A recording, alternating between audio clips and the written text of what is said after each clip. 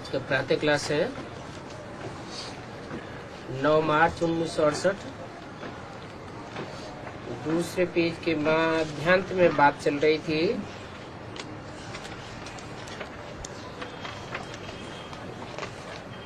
कि इनमें बाबा प्रवेश करके समझा सकते हैं।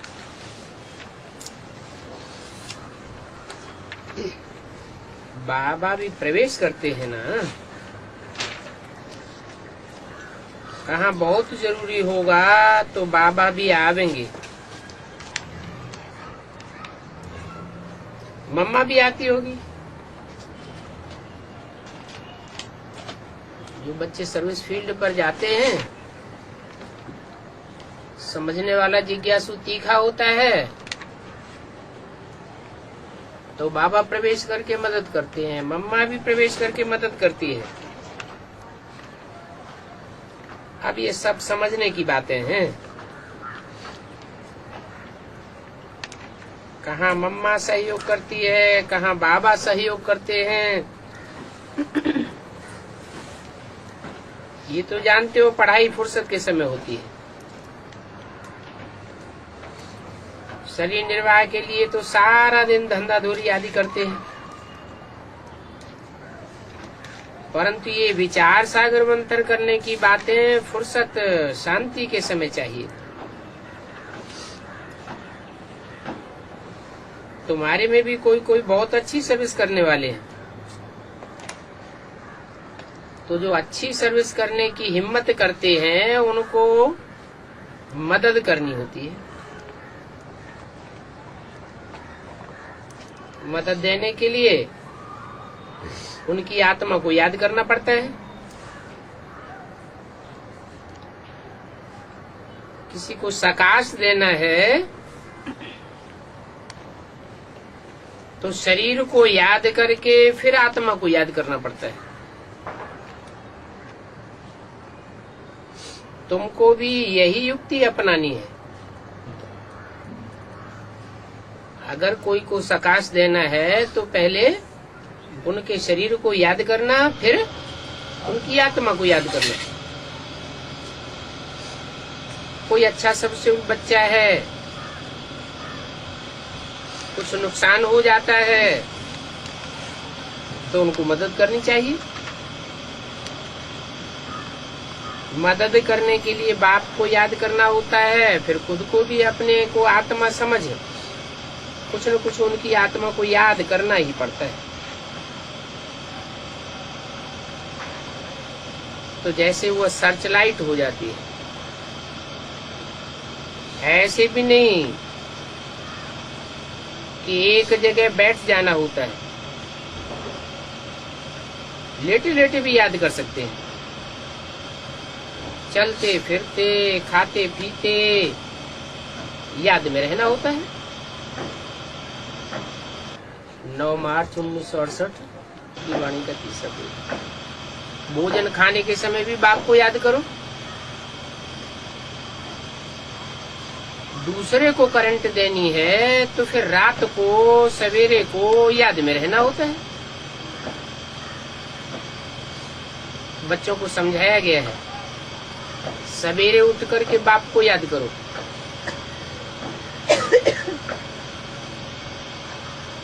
भक्ति मार्ग में भी सवेरे उठ करके याद करते हैं ना। भक्ति मार्ग में सवेरे को याद करने की, पूजा करने की रस्म कहाँ से पड़ी? संगम युग से ही रस्म पड़ी। जब बाप आते हैं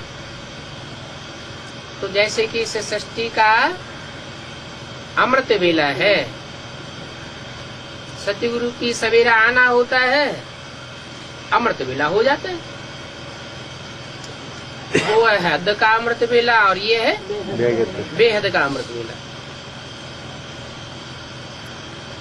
अब जितना जो याद करेंगे उतना ही बाप की कशिश होगी। बाप भी लाइट देंगे, क्योंकि बाबा को तो और कोई धंधा है ही नहीं। बाबा का धंधा क्या है? जो बच्चे याद करते हैं उनको सकाश देना। सर्विस है ना। सर्विस दिल में लगती है, सर्च लाइट देनी होती है। बच्चे याद करते हैं तो बाप भी सर्च लाइट देते हैं। आत्मा को देखना माना उनको सर्च लाइट देना। इससे बैटरी को मदद मिल जाती है। बैटरी में खोखा होता है और खोखा में पावर भर जाती है, तो ये भी जैसे याद की पावर भर जाती है, बैटरी को मदद मिल जाती है। उनको भी तो सर्च लाइट देनी है ना, वो भी समझते हैं इनको लाइट मिलती है। फिर इनको कृपा कहो, आशीर्वाद कहो, जो भी कहो, परंतु जो खुद याद करते हैं तो उनको सर्च लाइट जरूर मिलेगी। सबसेबुल बच्चा बीमार होगा तो उन पर तरस पड़ेगा, इनको सर्च लाइट देवे। रात को जाग कर भी आत्मा को याद करेंगे,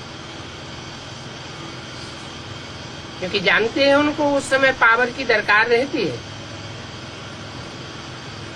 तो पावर देने के लिए रात को जागना भी होता है। याद करते हैं तो रिटर्न सर्विस भी चाहिए। जो याद करते हैं उनको याद पहुंचती है, याद से याद मिल जाती है। बाप को भी दिल होगी, हम भी याद करेंगे तो उनको सर्च लाइट मिलेगी। तो बाप भी सर्च लाइट देते हैं। बाप और बच्चे का लव सबसे जास्ती है। ये बड़ी सूक्ष्म बातें हैं, बाकी समझाने तो बिल्कुल ही सहज है। समझाने में कोई भी प्रकार के विघ्न नहीं पड़ेंगे। ज्ञान में विघ्न नहीं पड़ता है, याद में विघ्न पड़ता है। तो मुख्य है याद की बात। ज्ञान सहज है, जानकारी लेना सहज है। बाप की पहचान, सृष्टि की पहचान, रचना रचयिता की पहचान मिल जाती है, परंतु फिर बाप को याद करने में माया विघ्न डालती है। तो मुख्य है याद की बात। याद से जैसे वह सोने का खजाना बन जाता है।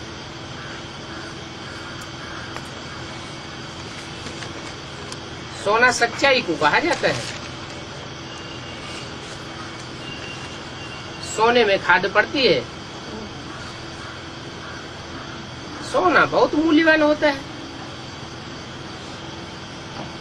उसमें खाद पड़ती है, तो जो खाद पड़ती है वो उतनी मूल्यवान थोड़ी हो सकती। चांदी की खाद पड़ेगी, तांबे की खाद पड़ेगी, लोहे की खाद पड़ेगी। जो खाद पड़ती है वो सोने की कीमत को कम कर देगी। सतयुग में सोना ही सोना है, सच्चाई ही सच्चाई है। सच्चे बात सुनकर के सच्चखंड स्थापन होता है। सत्य बाप आकर के सच्चखंड की राजधानी स्थापन करते हैं। और सत्य बाप को सच्चाई सबसे ज्यादा प्रिय है। बच्चों में कितनी भी पतितपने की जन्म जन्मांतर की खाद पड़ी हुई हो, बाप उन बच्चों को नफरत नहीं करते, परंतु जिन बच्चों में खाद होने के बावजूद भी छुपाने की आदत है, वो प्राप्ति नहीं कर पाते। क्यों? छुपाने से बात क्योंकि जो सच्चा है वो कितना भी पतित है, परंतु बाप को प्रिय होने के कारण वो पतित से पावन बन जाता है, सोने का खजाना बन जाता है। उनमें फिर धारणा होती है। कहते हैं ना, शेरनी का दूध सोने के बर्तन में ठहरता है।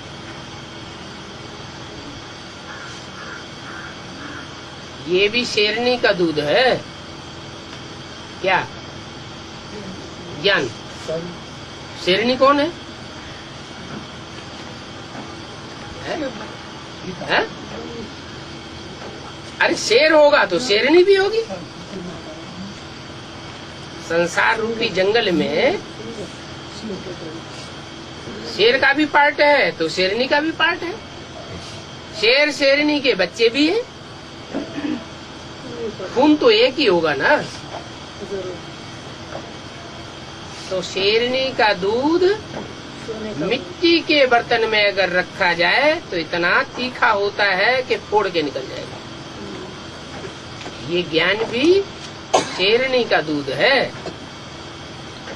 अगर देह अभिमान की मिट्टी रूपी पात्र में डाला जाएगा तो ठहरेगा नहीं, फूट के निकल जाएगा।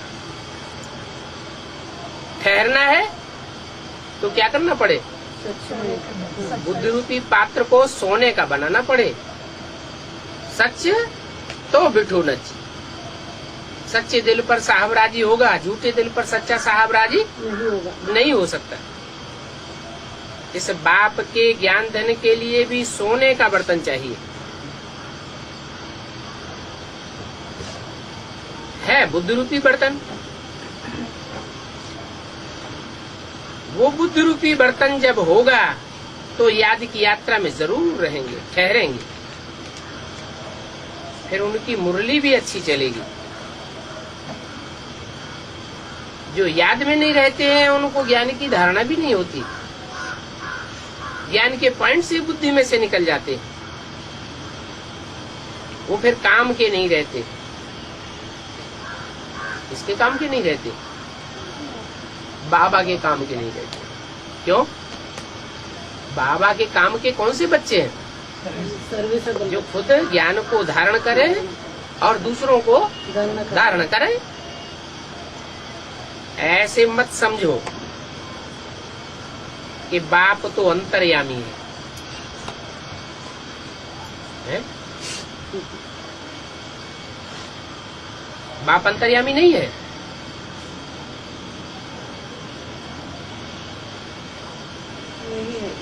बाप अंतर्यामी नहीं है। फिर बहरयामी और अंतर्यामी की बात किसकी है? साकार क्या है? समझाना पड़ेगा।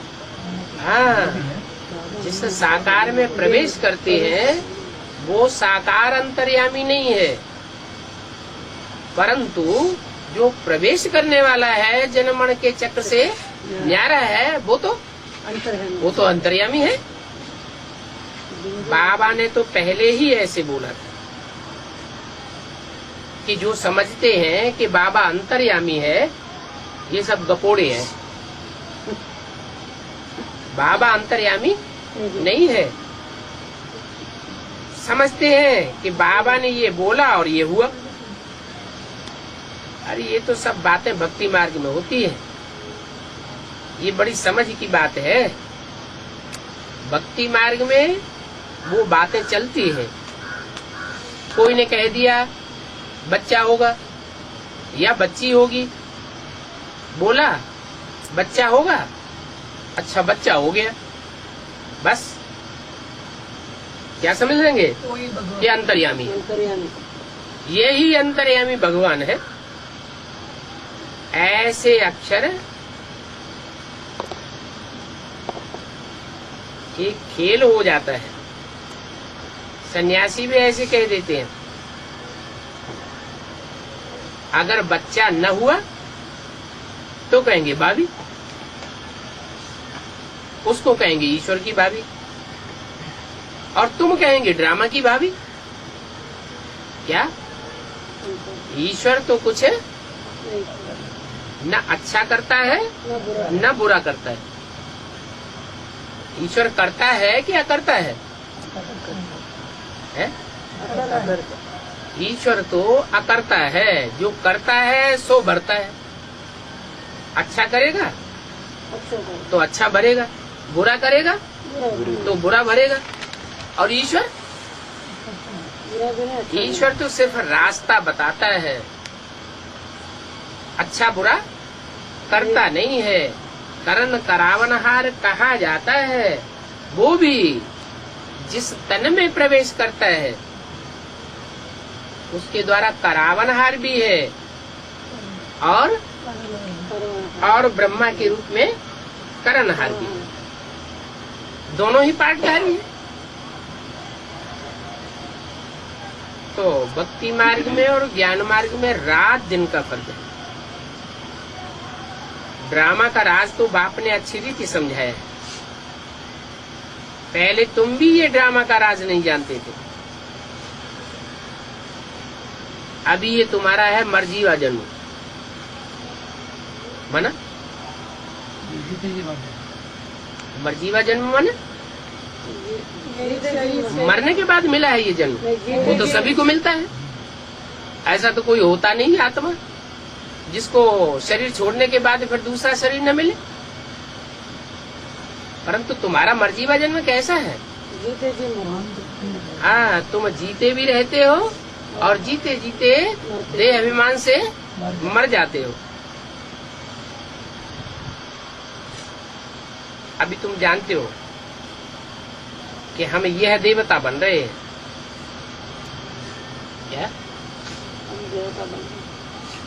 यह माना वह देवता नहीं बन रहे हैं जो सतयुग में कई जन्मों के बाद बनेंगे, तो दूर वाले हैं।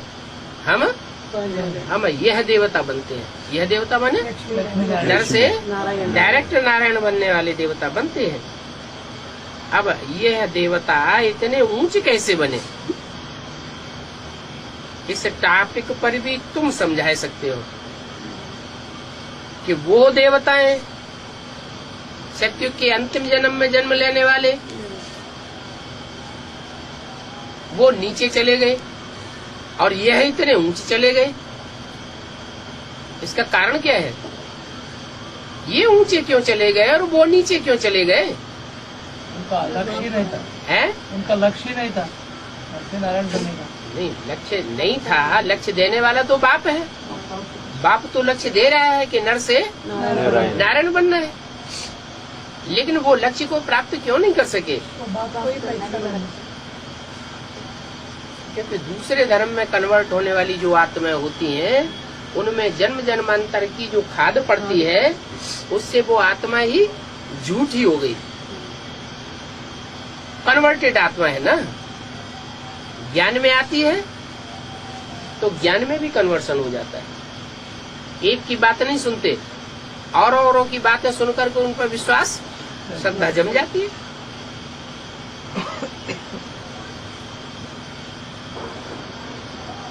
तो आज हम बतावेंगे कि इन लक्ष्मी नारायण को ये विश्व का मालिकपना कैसे मिला है। और जो लक्ष्मी नारायण है सतयुग के, उनको विश्व का मालिक कहेंगे? नहीं करेंगे। फिर काहे का मालिक कहेंगे? वो सतयुग के मालिक होंगे लेकिन विश्व के मालिक नहीं होंगे। वहाँ तो सिर्फ देवता वर्ण की आत्माएं होंगी। विश्व धर्मों की आत्माएं कहाँ होंगी? सारा विश्व वहाँ होता है क्या? नहीं। लेकिन ये तो सारे विश्व के मालिक बनते हैं। इनको ये विश्व का मालिक पना कैसे मिलता है, ये फर्स्ट क्लास टॉपिक है।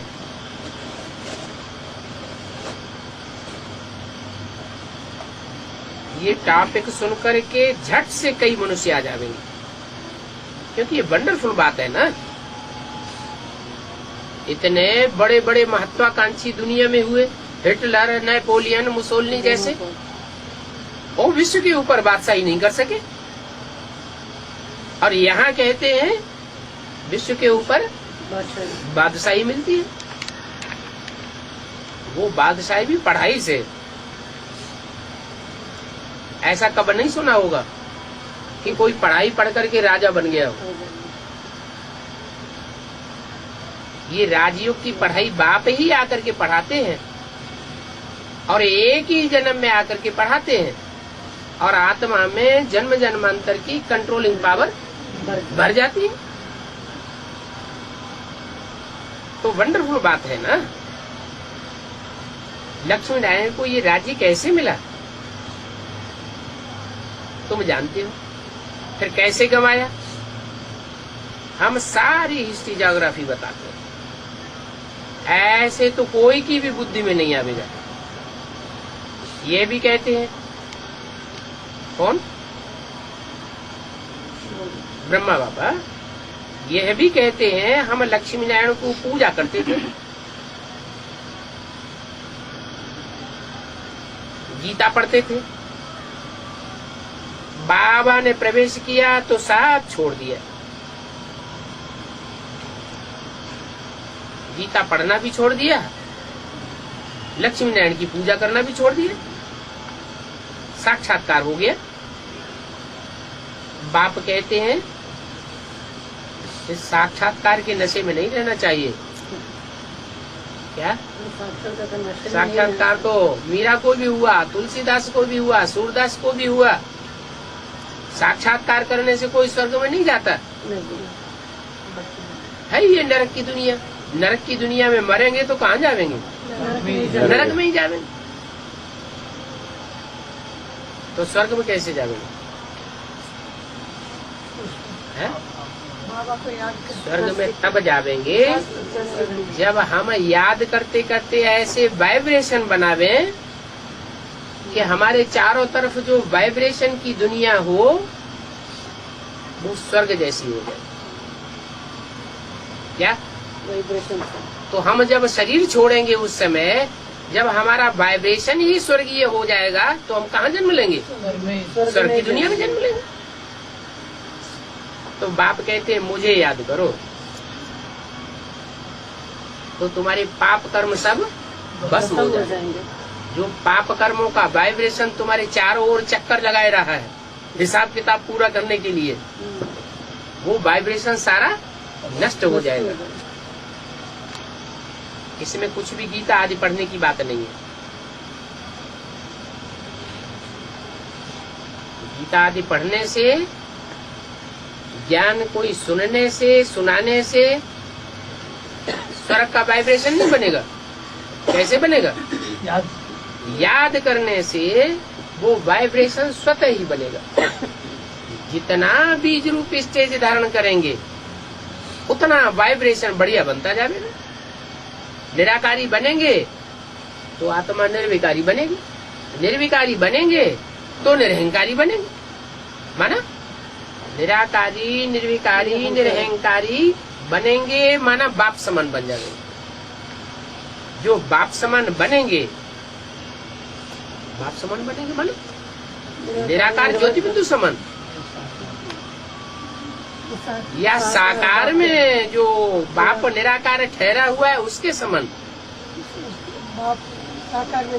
जो साकार में निराकार स्वरूप पार्ट बजाए रहा है उसके समान पार्ट बजावेंगे तो तुम बाप समान बन जाओगे। बाप कहते हैं गीता में सब झूठी बात है।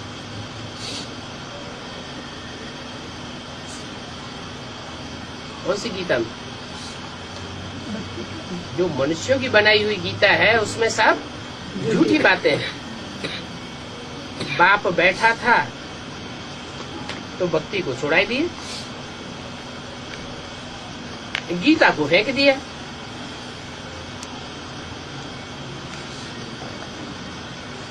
ऐसा हुआ तो फिर कब शिव का दर्शन करने भी नहीं जाते थे, दर्शन करना भी छोड़ दिया। भक्ति मार्ग की बातें एकदम उड़ गई। बाप के आने से भक्ति खत्म हो जाती है। यह है नाली रचयिता और रचना की आदि मध्य अंत की। बाप रचयिता को जानने से तुम सब कुछ जान जाते हो। बीज को देखा, बीज बाप को कहा जाता है। बीज को देख लिया, जान लिया, बीज देखने मात्र से ही पता लग जाता है इसका झाड़ विस्तार कैसा होगा। बाप की नॉलेज पूरी मिल जाए, 84 जन्मों में मनुष्य सृष्टि का बाप क्या क्या कैसे कैसे पार्ट बजाता है, तो तुम सब कुछ जान जाते हो। तुम तो टॉपिक ऐसे ऐसे वंडरफुल रखो जो मनुष्य सुन करके खुश हो जाए। सभी तुम्हारी बात सुनने के लिए भागेंगे।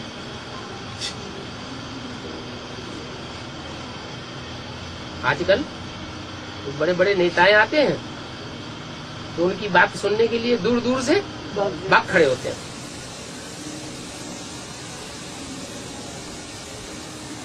तुम्हारी बात सुन करके भी दूर दूर से भागेंगे। इन्होंने विश्व का राज्य कैसे लिया, इस बात को तो कोई बता ही नहीं सकता सिवाय तुम्हारे। मंदिर आदि में तुम कोई से भी जाकर के पूछो, लक्ष्मी नारायण के मंदिर में जाओ, कोई से भी जाके पूछो, ये लक्ष्मी नारायण तो सारे विश्व के मालिक थे। उस समय और कोई धर्म नहीं था।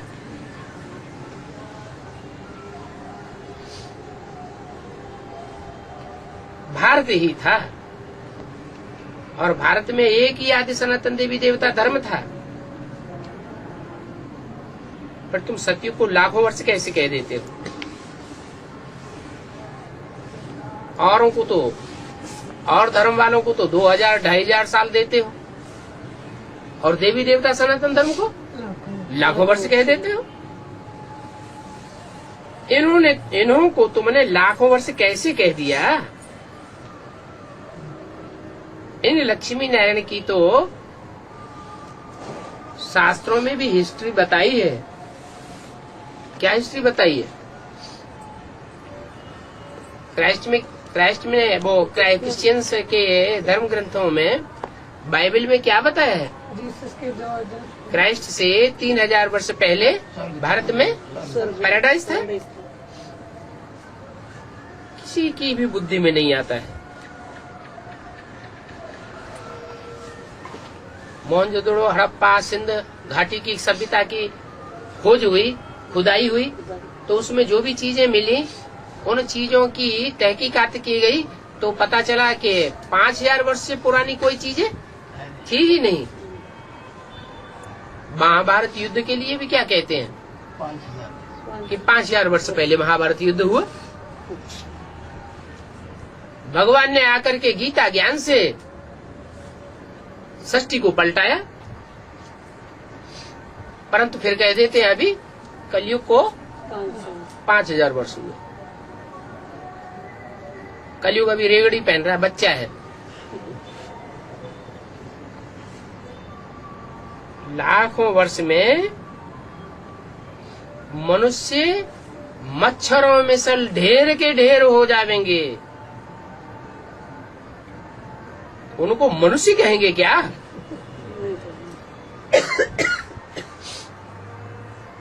अभी आबादी दुनिया में जो बढ़ रही है उसकी हिस्ट्री देखो, किस गति से आबादी बढ़ रही है। भारत की आबादी सन 47 में 40 करोड़ थी, और अब 2 गुने से भी ज्यादा हो गई। तो इतने थोड़े वर्षों में ही इतनी तीव्रता से आबादी बढ़ रही है। तो लाखों वर्ष अगर षष्ठी को दे दिया जाएगा तो कितनी आबादी हो जाएगी? मल्टी मिलियन आबादी हो जाएगी।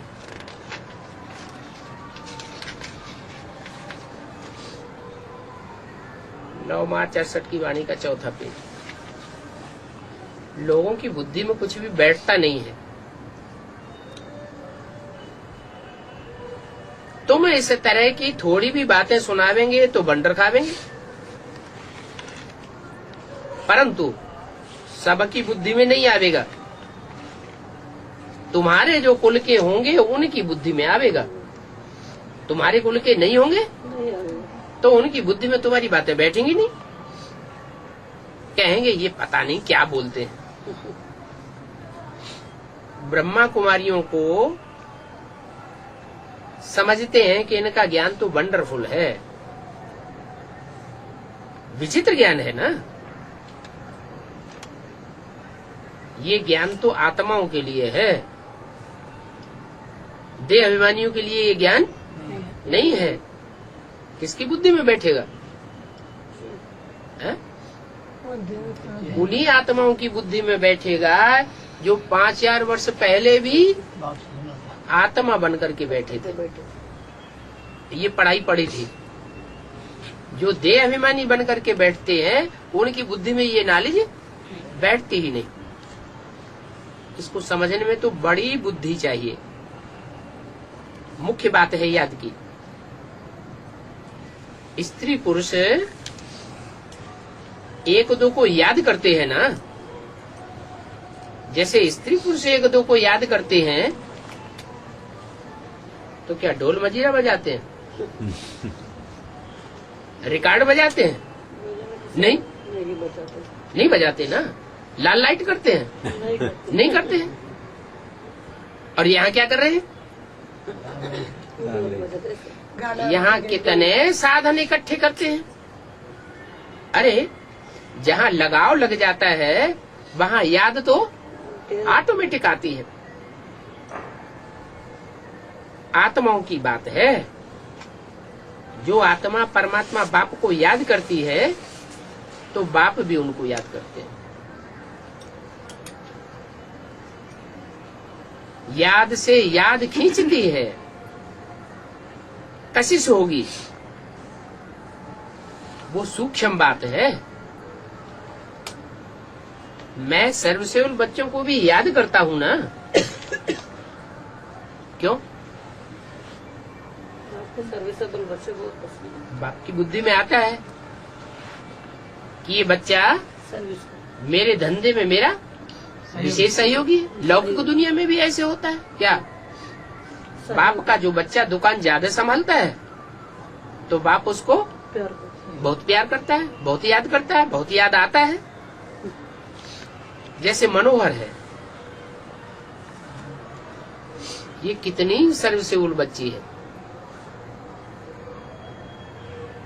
कितना इसको सहन करना पड़ता है।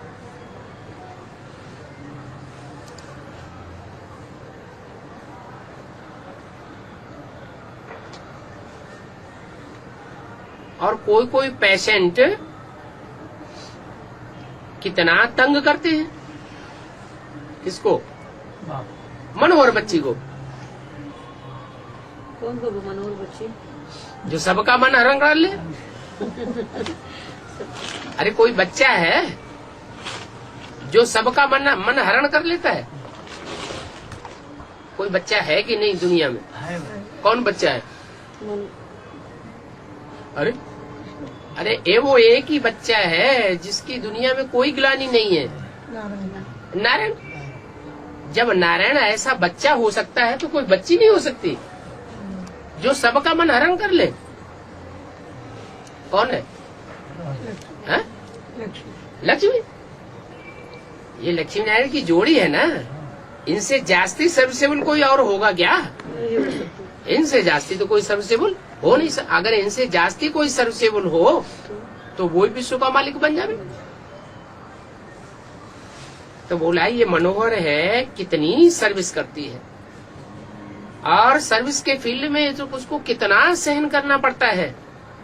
कोई कोई पेशेंट कितना तंग कर देते हैं। ये सभी रोगी पेशेंट है ना। कोई मनोहर तो डॉक्टर बन गए ना। ये सभी रोगी पेशेंट है ना। अभी इन सभी पेशेंट्स को निरोगी बनना है।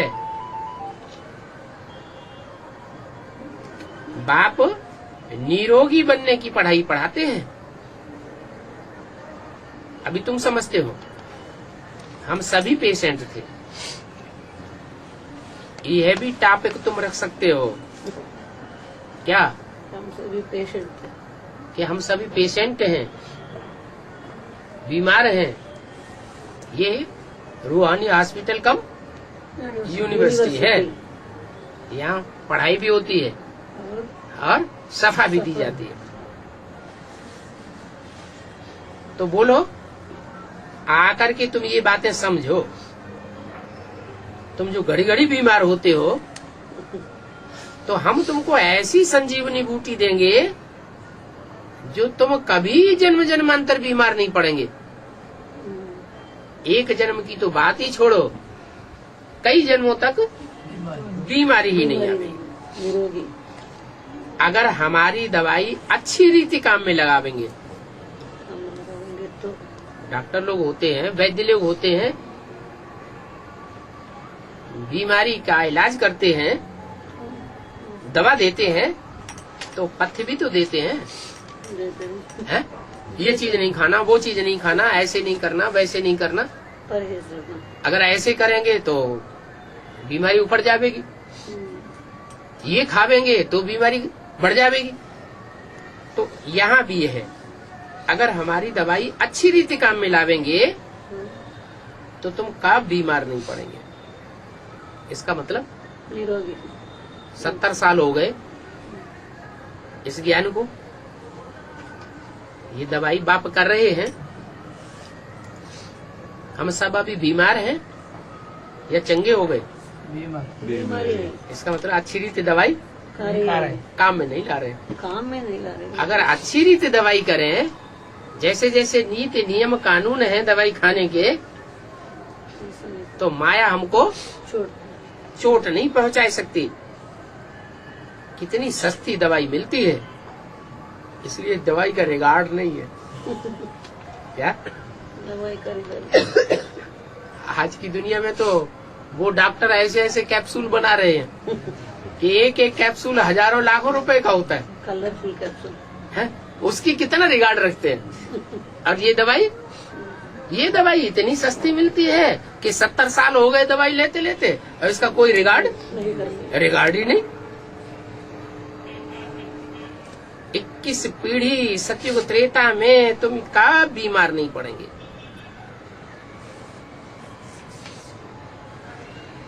वो दुनिया है ही स्वर्ग। तो ऐसे ऐसे पॉइंट्स नोट करके फिर भाषण में लिखना चाहिए, तो ढेर सारे पॉइंट्स इकट्ठे हो जाएंगे। तुम बच्चे तो सर्जनों के भी सर्जन हो। वो सर्जन तो प्लास्टिक सर्जरी करते हैं, 6-8 साल चलती है, फिर दोबारा करनी पड़ती है।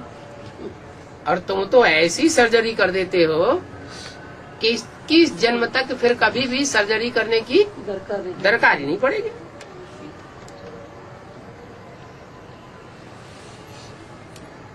तो उनको भी लिख करके भेजना चाहिए। सर्जनों का भी बड़ा अविनाशी सर्जन ऐसी दवाई देते हैं जो तुम 21 जन्म तक कभी बीमार नहीं पड़ेंगे। इस जन्म के बाद दूसरे 21 पीढ़ी में कभी बीमार नहीं पड़ेंगे। हम इस जन्म के लिए नहीं कह रहे हैं, हम भविष्य 21 जन्मों की बात कर रहे हैं। भविष्य 21 जन्म के लिए कहा जाता है। अभी तो संगम है। ऐसी ऐसी बातें सुनकर के मनुष्य बहुत खुश होंगे। भगवान कहते हैं मैं अविनाशी सर्जन हूँ। भगवान को सब याद भी करते हैं ना। कोई अच्छा डॉक्टर होता है, मरीज चारों तरफ चक्कर लगाए आता है, कहीं ठीक नहीं होता, और उस डॉक्टर के पास जाता है, वो उसको चंगा कर देता है। चंगा करना होना चाहिए, अच्छा कर देता है, स्वस्थ बना देता है। दुनिया में चारों तरफ चक्कर काटे, कहीं भी ठीक नहीं हुआ, उस डॉक्टर ने ठीक कर दिया। तो जो बीमार आदमी था, चंगा होने के बाद सारा जीवन उस डॉक्टर को याद करता है ना। है? करता है। याद करता है ना। क्यों याद किया? वो अच्छा कर लिया। अच्छा कर दिया। तो इस भगवान को तो सारी दुनिया याद करती है, ऐसे ही याद करती है। जरूर भगवान ने आकर के इस दुनिया के जितने भी पेशेंट्स हैं सबका आकर के इलाज कर दिया। इसलिए सारी दुनिया उस सर्जन को याद करती है। वो अविनाशी सर्जन है, याद करते हैं ना सब। कहते हैं पतित पावन अविनाशी सर्जन आओ, और अभी मैं आया हुआ हूँ कितने साल से? 70 साल से। 70 साल हो गए आए हुए। फिर रिगार्ड देते हैं? अभी मैं आया हुआ हूँ, अविनाशी सर्जन हूं ना। कोई याद भी करते हैं,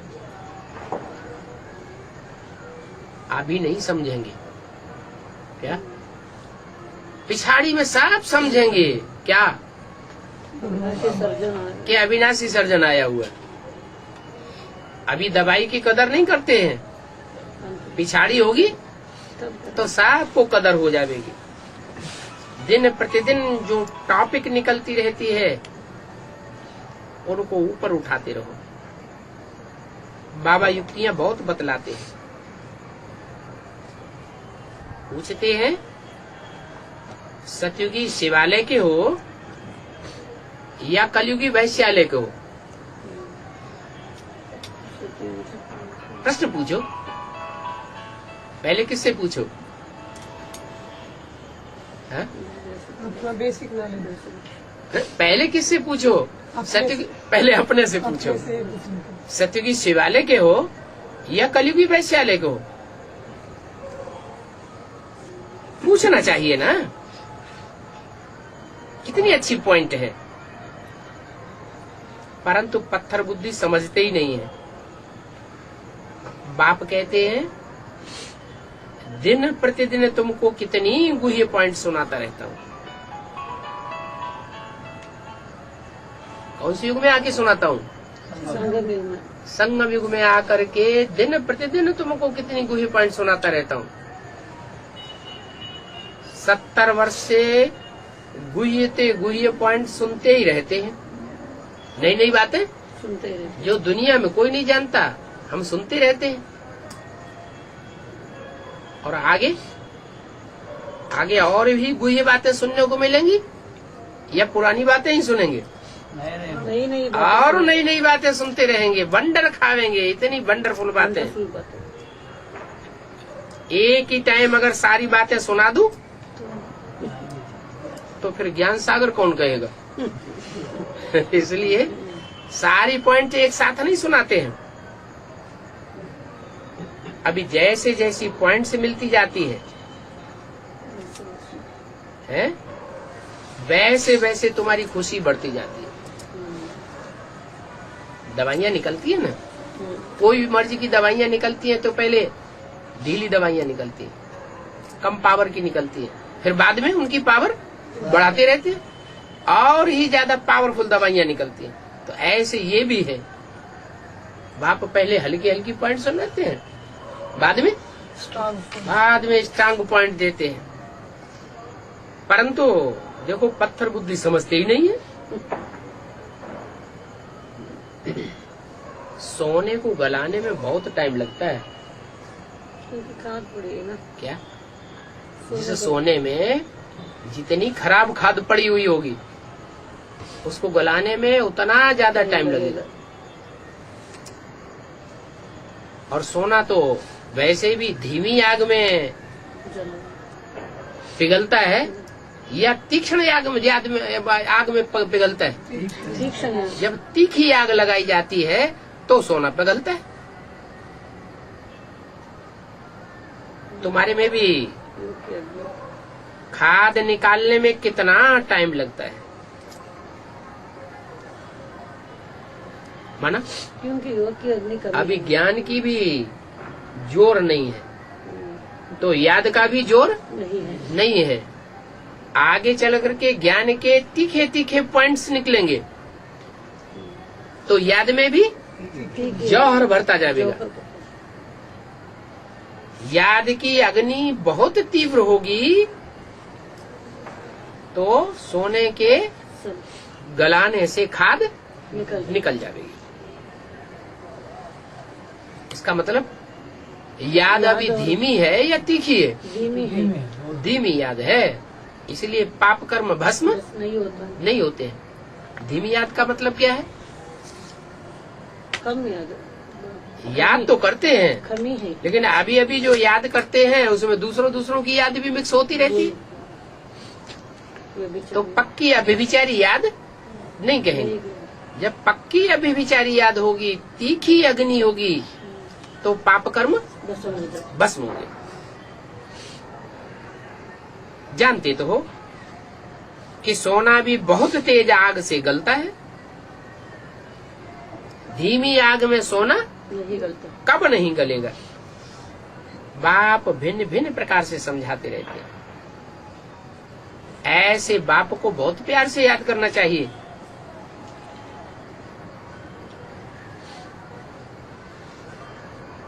क्यों? करने से पाप कर्म भस्म होंगे। ऐसे बाप को बहुत प्यार से इसलिए याद करना चाहिए कि बाप खुद मालिक नहीं बनते हैं, तुम बच्चों को मालिक बना कर जाते हैं। इसलिए बहुत प्यार होना चाहिए। खुद स्वर्ग में जाकर के सुख नहीं भोगते हैं, तुम बच्चों को स्वर्ग में सुख भोगने के लिए भेजते हैं। तो ऐसे बाप को याद करना चाहिए ना, जो बच्चों के लिए कितना त्याग करता है। परंतु याद ही नहीं करते।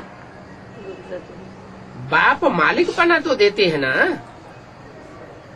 विश्व का मालिक तो बनाते हैं ना। बाप को निष्कामी कहा जाता है। हम बच्चों को मालिक बनाते हैं, विश्व का मालिक बना देते हैं, स्वर्ग के सुख देते हैं। खुद क्या लेते हैं? कुछ भी नहीं। खुद कोई कामना नहीं, तो निष्कामी हुआ ना। मनुष्य तो कह देते हैं कि हम निष्कामी हैं, हम निष्काम कर्म करते हैं। अब मनुष्य आत्माएं निष्काम कर्म करेंगी क्या? नहीं कर पाते। कामना तो जरूर होगी। मनुष्य में नहीं करना। कोई भी मनुष्य इस दुनिया में ऐसा नहीं है जिसको कामना न हो। कामना माने इच्छा। बाप ही आकर के हमको इच्छा मात्र अविद्या बनाते हैं।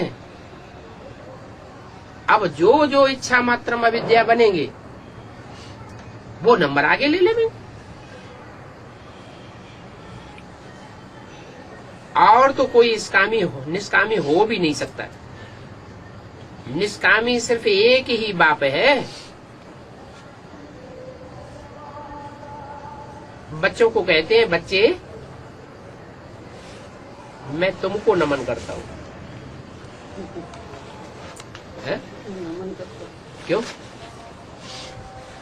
बाप बच्चों को नमन क्यों करते हैं? है? अरे, बाप को नमन करना चाहिए। बच्चों को बाप के प्रति नमस्कार करना चाहिए। तो बाप बच्चों को नमन क्यों करते हैं? बाप को देख नहीं, इसलिए नमन करते हैं कि तुम विश्व के मालिक बनते हो। मैं तो विश्व का मालिक नहीं बनता। मैं तो तुम्हारा ओबीडिएंट सर्वेंट बन के आता हूँ। तो सर्वेंट क्या करता है? नमन करता है। मैं तो तुम्हारी सेवा करके वानप्रस्थ अवस्था में चला जाऊंगा। क्या? अभी मैं बोल करता हूँ, फिर जब तुम्हारी सेवा पूरी हो जाएगी, तुम सालिम बन जावेंगे, सगीर बुद्धि बन जावेंगे, तो फिर मैं वाणी से परे चला जाऊंगा। बाबा अभी विश्व का मालिक तो बच्चे नहीं बनाए, फिर भी अभी क्यों नमन करना है? जानते हैं ना ये विश्व के मालिक बनने वाले हैं।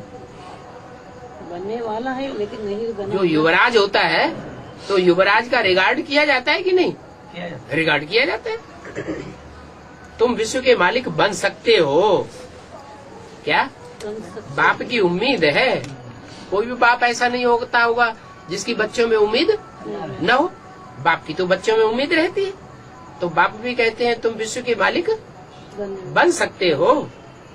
मैं तो तुम्हारी सेवा करके वापस चला जाऊंगा। बहुत जन्मों के अंत के भी जन्म में प्रवेश करता हूँ। क्या? ऐसे नहीं कि बीच के जन्मों में प्रवेश कर जाता हूँ। तुम्हारे बहुत जन्म जब पूरे होते हैं, बहुत जन्म कितने? 84 जन्म। उन 84 जन्मों के अंत में भी मैं प्रवेश करता हूँ।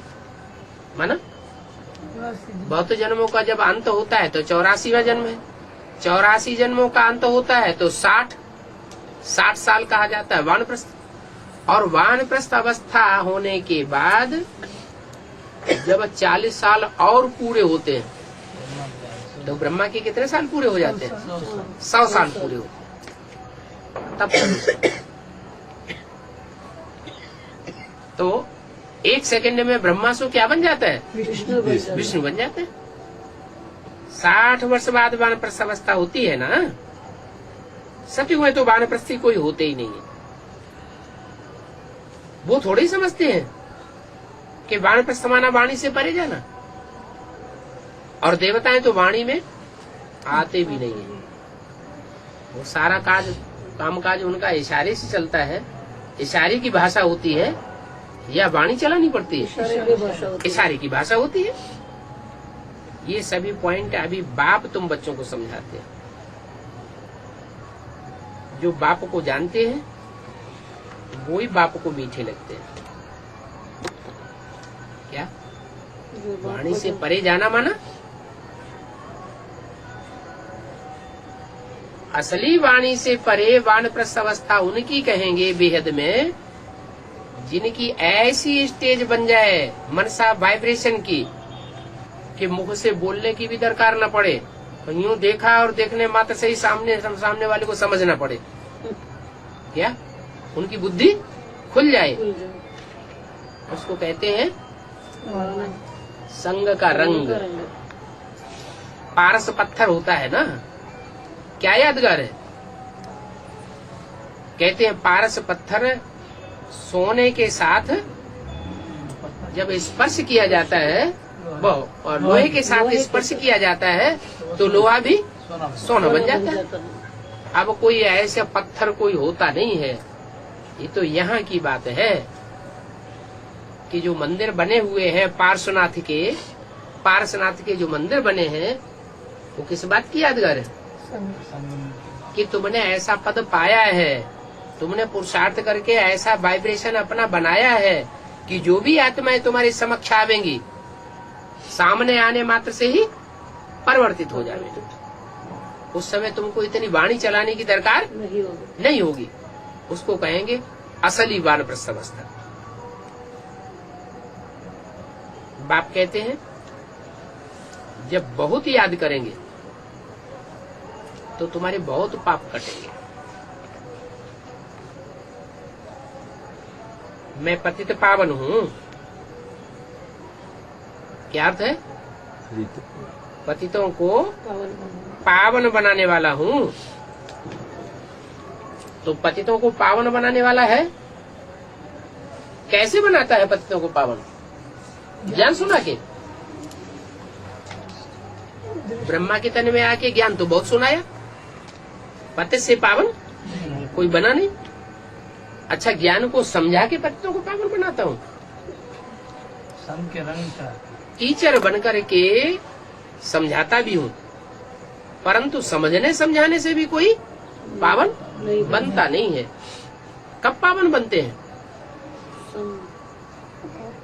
जिस मुकर्रर रथ में आता हूँ वो मुकर्रर रथ जब स्वयं ऐसी स्टेज धारण कर लेता है तो उसके संग के रंग में जो भी आत्माएं आती हैं पतित से पावन बनती जाती है। मुझे पतित पावन कहते हो तो याद करना पड़े। ये है याद की यात्रा जिससे तुम तमो प्रधान से सतो प्रधान बन जाते हो। 5000 वर्ष लगे हैं तमो प्रधान बनने में, अभी फिर तुमको सतो प्रधान बनना है। नीचे गिरने में कितना टाइम लगा? 5000 साल लगते हैं पतित होने में, और पावन बनने में 1 सेकंड। तमो प्रधान से सतो प्रधान 1 सेकंड में बन जाते हो। सतो प्रधान की दशा समझो बृहस्पति की दशा बैठ जाती है। इसलिए बाप को कहा जाता है पतियों का पति। बृहस्पति माना बड़ा, गृहस्थपति माना जो पतियों का भी पति है। बाप को तो जरूर याद करना चाहिए, परंतु माया अभी बहुत अपोजिशन करती है। बाबा के बने तो याद रहना चाहिए ना, नहीं तो माया को बहुत ईर्ष्या होती है कि ये बाप का बन गया। मैं देखती हूँ ये कैसे बाप का बन के रहता है, तो माया वार करती है। सर्वशक्तिमान। तो बाप कहते हैं बाप के बने तो बाप को बहुत याद करना चाहिए, परंतु माया याद से छुड़ा देती है, याद ही नहीं करते। याद करने के लिए मैनर्स भी बहुत अच्छे चाहिए। खुद ही तो डायरेक्शन देते हैं माया को। क्या जिनके अच्छे मैनर्स नहीं हैं, जो श्रीमत पर नहीं चलते हैं, हे माया बेटी तुम उनको बहुत बहुत फटकाओ। कोई कोई के तो मैनर्स बहुत खराब होते हैं, शिव बाबा का फरमान ही नहीं मानते। फरमान माना श्रीमत। श्रीमत। तो जो श्रीमत बाबा की नहीं मानते हैं, उनके लिए बाबा ने किसको तैनात किया हुआ है? माया बेटी को तैनात किया हुआ है कि इनको खूब फटकाओ। अभी बाप आए हुए हैं, बाप इन द्वारा राय देते हैं। किन द्वारा? रामकृष्ण की आत्माओं के द्वारा राय देते हैं। तो इनकी भी माननी चाहिए ना। किनकी? रामकृष्ण की बात भी माननी चाहिए ना, परंतु इनकी बात को भी नहीं मानते। राम के द्वारा जो फरमान मिलते हैं या कृष्ण वाली आत्मा के द्वारा जो फरमान मिलते हैं, उनकी बात भी नहीं मानते। नहीं मानते हैं तो क्या कहेंगे? धनी के हैं कि निर्धन के हैं? निर्धन के हैं। निर्धन के हैं। उनको निभागा कहा जाता है। निभागा माना बाबा। निभागा माने भाग्यहीन। ओम शांति। हद में शिवरात्रि क्या होती है और बेहद में महाशिवरात्रि क्या होती है? बेहद में महाशिवरात्रि होती है या शिवरात्रि होती है? हैं? महाशिवरात्रि होती है। बेहद माने 500-700 करोड़ मनुष्य इस दुनिया में मौजूद हों और उन सब की नजरों में वो शिव समा जाए। सारी दुनिया उस बाप को पहचान ले, उसको कहेंगे महाशिवरात्रि। वो कब होती है? वो महाशिवरात्रि अंत में तब होती है कि जब दुनिया वाले तो भौतिकता के अंधकार में डूबे ही हुए रहते हैं। वो तो डूबे हुए थे ही, लेकिन जो ब्राह्मण कहते हैं हमें भगवान मिल गया, भगवान आ गया, वो ब्राह्मण भी अज्ञानता की अंधकार की रात्रि में भौतिकता में डूब जाते हैं। बेसिक वाले भी डूब जाते हैं, और जो अपन को एडवांस का कहते हैं कि हम एडवांस ब्राह्मण हैं, वो भी भौतिकता के अंधकार की रात्रि में डूब जाते हैं, माया की चकाचौंध में डूब जाते हैं। जब ऐसी स्थिति आ जाती है संसार में, तब महान अज्ञानता की अंधकार की रात्रि कही जाती है। ऐसी अज्ञानता की अंधकार की रात्रि में उस एक मूर्ति में शिव प्रत्यक्ष होते हैं, जिसमें आने के बाद वो मूर्ति भगवान बाप को भूलती नहीं है, अनिश्चय में नहीं आती है। माया उसको अनिश्चय में नहीं ला पाती। तब कहा जाता है घोर अज्ञानता के अंधकार की महाशिवरात्रि। शिवरात्रि है साधारण, शिवरात्रि बनाते चले आ रहे हैं भक्ति मार्ग की, और महाशिवरात्रि तब होगी जब बच्चे के द्वारा बाप प्रत्यक्ष हो जाएगा। शंकर है शिवरात्रि। क्या शिवरात्रि? और महाशिवरात्रि कब होगी? जबकि एडवांस पार्टी वाले भी घोर अज्ञान अंधकार में डूब जाएंगे, महाशिवरात्रि। और बेसिक वाले भी घोर अंधकार में डूब जाएंगे, और दुनिया तो घोर अंधकार में डूबी हुई है। तब कहेंगे महाशिवरात्रि। दूध पानी पीते भी हैं, और शिव के मंदिर में पूजा करने जाते हैं तो भी लोटी में दूध थोड़ा डालते हैं, पानी ढेर सारा डालते हैं। इसका मतलब ये है कि भगवान जब प्रत्यक्ष होता है असली शिवरात्रि के दिन, उस समय लोग जो ज्ञान का लेन देन करते हैं, चाहे लेते हैं चाहे दूसरों को देते हैं, उस ज्ञान में असली ज्ञान कम होता है और पानी